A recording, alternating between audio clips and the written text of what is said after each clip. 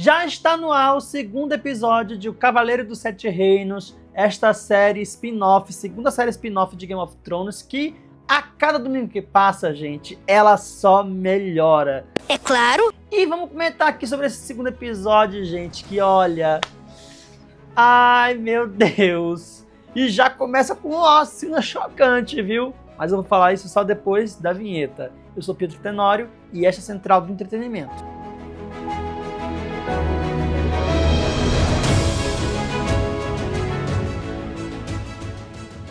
E antes de prosseguir, se inscreve no canal, ativa o sininho, porque ó, isso ajuda demais a Central do Entretenimento aqui a crescer no YouTube. E bora falar desse segundo episódio de Casa do Dragão, que já começa, gente, com uma anaconda, com a anaconda do Sr. Alan.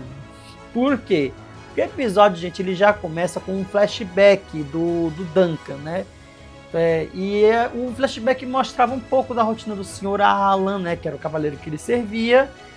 E a gente vê lá que o Sr. Alan, ele tem uma terceira perna, vamos chamar assim. Meu Deus! Só que o tamanho impressiona tanto que passa até o do Jonas 22. E assim, gente, Game of Thrones, ela já é conhecida por ter, né, cenas chocantes de morte, de metelança e tudo mais. Mas aqui, gente, é que nem aquilo que o Tatuna já falou, né, gente? Nessa hora eu fiquei chocado, eu berrei, vendo que, nossa, o Jonas 22 ficar no chinelo com essa cena foi sensacional. E eu quero saber de vocês, viu? Como foi a reação de vocês, né, aí com esse momento, né, especial da anaconda do Sr. Alan, tá? Aham, sei. Aí depois disso a gente volta, a gente avança um pouco mais para poder ver que o Sr. Alan, ele não era exatamente aquilo que o Duncan imaginava. Porque assim, o Sr. Alan, a gente via que ele era uma pessoa que só gostava de farrear com mulheres, ele era bêbado, mas ao mesmo tempo ele disse que já tinha feito algumas histórias, só que, né, ele meio que dava uma iludida ali na cabeça do Duncan, meio que tentando preparar ele para ser uma pessoa melhor que ele, sabe? E aí o Duncan, ele meio que cresceu acreditando nisso, né? Querendo assim, nossa, ele já participou, meu mestre participou de tantas batalhas aí como Cavaleiro Andante, e eu quero seguir essa questão, esse legado dele. Tanto é que essa aí é a cena final do episódio. A gente já vai chegar lá. E aí, voltando pro presente, a gente vê lá que o Duncan ainda tá tentando, né, arrumar um serviço em alguma casa. E aí chega quem, meu amigo? Quem? Dracarys.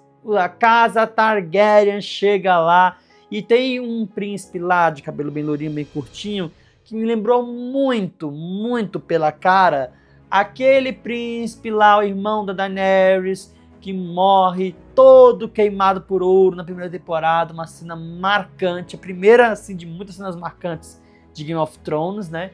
E ele aqui, esse ator me lembrou muito. E o Duncan, quando os Targaryen chega, ele vai começar a entender de que talvez nem tudo que o Alan passou para ele, quando ele era servo dele, não é verdade, né? Tanto é que, quando ele se apresenta lá para os Targaryen, ele vai tentar ver se ele consegue entrar na casa Targaryen para servir como um capitão, né? Um cavaleiro. Ele é desdenhado. Diz assim, olha, meu amigo, a gente não tem como... Você tem como comprovar que você é cavaleiro? Você não tem, né? Você é um fracote, um fraco, bêbado aí. Mas o Duncan, gente, ele é esforçado. É verdade. Ele eu acho que ele poderia ter nascido no Nordeste, viu? Porque ele é daqueles que não desiste nunca. Inclusive, até para ele conseguir tentar ser um cavaleiro, ele vende a éguazinha dele, que ele estava andando junto com o Egg. E aí é a cena de partir o coração mesmo, sabe? Mas assim, ele tá mostrando que ele quer ser um cavaleiro. Só que depois que ele recebe esse balde de água fria da casa Targaryen, é aí que ele vai percebendo que talvez realmente ele herdou esse legado do Sr. Alan, né, de tentar ser um cavaleiro andante, um cavaleiro que tem serviço para mostrar. Mas só que a gente percebe, e eu acho que isso aqui acaba sendo um bom do episódio, é que ele vai mostrando o que o personagem é de fato.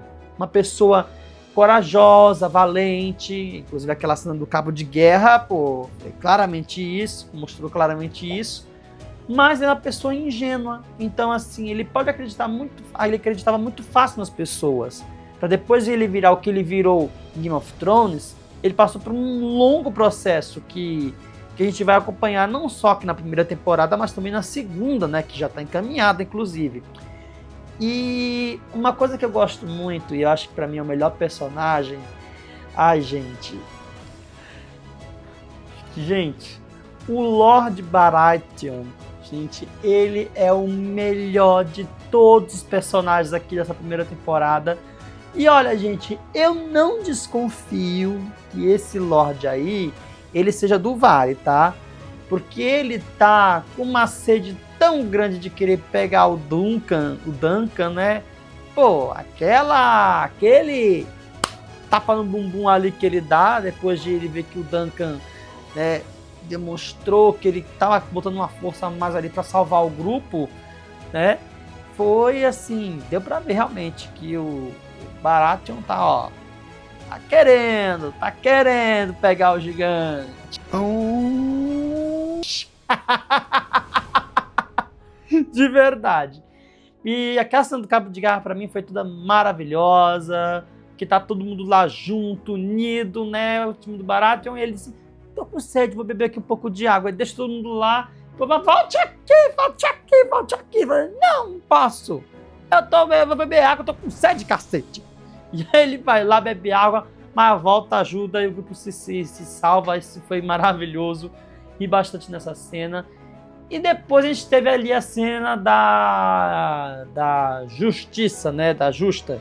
Inclusive, acho que antes de cortar para essa cena, tem um outro momento também muito bom do episódio, que é o Duncan está ali apaixonado pela menina ali que faz as peças de teatro lá. Dá pra ver que ele tá com interesse, sabe, de querer ter alguma coisa com ela. E isso é só mais uma mostra do traço da inocência do Duncan, de como ele é esse ser ingênuo e puro, sabe? Que só quer demonstrar o seu melhor como cavaleiro, né? E isso é o ponto positivo da série. E depois tem a cena Batalhada da Justa, que é muito boa. E com iluminação, alô Casa do Dragão, ó a iluminação aí, viu? Uma cena que a gente pôde ver tudo A por A mais B. E a fotografia ajudou nisso tranquilamente. E por fim, a gente tem ali a conversa entre o Agassi e o... que eu chamo ele de Agassi. Ele é Egg, mas eu chamo de Agassi, tá? Entre o Agassi e o Duncan, onde a gente vê claramente ali, né? E isso, o episódio foi mostrando o perfil do Agassi ao longo dos 40 minutos ali de exibição, que ele realmente, ao contrário do Duncan, que é mais ingênuo, o Agassi, ele já é mais esperto, ele já é mais sapa. Então ele sabe exatamente o que fazer, o que orientar ali para ajudar o Duncan. Então é muito bom ver como os dois se complementam ali. E uma cena que eu gostei muito do Agassi, que me levou de volta para os tempos de infância, e que talvez até essa aí, junto com a cena da Batalha da Justa, é o que mostra qual é a essência de Game of Thrones, né? Que é levar a gente para esse mundo fantasioso, esse mundo medieval, sabe, com cavalos, lutas justas. E o Agassi ali, gente, ele comemorando, vibrando ali na torcida, e depois ele fazendo a encenação lá com um gravetinho. Me lembrou muito quando eu tinha minhas espadas assim de brinquedo e ficava brincando de luta de cavaleiro medieval. Eu adorava fazer isso. Então, essa cena me levou por um canto assim muito bom e muito gostoso. O episódio se encerra justamente com, depois de todo o dia, né, tudo que ele viveu, tudo que ele passou, o Duncan, ele finaliza o episódio pensando, pô, realmente eu não sou um grande cavaleiro como eu achava que o Alan era, né? Mas ele me contou algumas histórias que me inspiraram, né? Eu sou o legado do Alan e eu vou mostrar que eu posso sim ser um grande cavaleiro. Então, é lindo ver como o episódio todo foi sobre para a gente conhecer um pouco mais, não só do Duncan, mas também do Eggsy, do Alan, de todos os personagens que estão ali nessa mesa. E agora, gente, é esperar para o terceiro episódio que chega aí no próximo domingo. Eu só digo uma coisa, HBO, eu sei que vocês colocaram o episódio para se tirar de meia-noite por causa do BBB, mas o que será que tá faltando nesse negócio? Será que tá faltando alguma coisa para engrenar Game of Thrones? Porque lembrando aqui, só para contestar, não tivemos abertura, né? Será que tá faltando alguma coisa a mais? Mas isso aqui, gente, é assunto para outro vídeo, tá bom? E aí, então é isso, gente. Um beijo. Até a próxima semana com mais um episódio de O Cavaleiro dos Sete Reinos.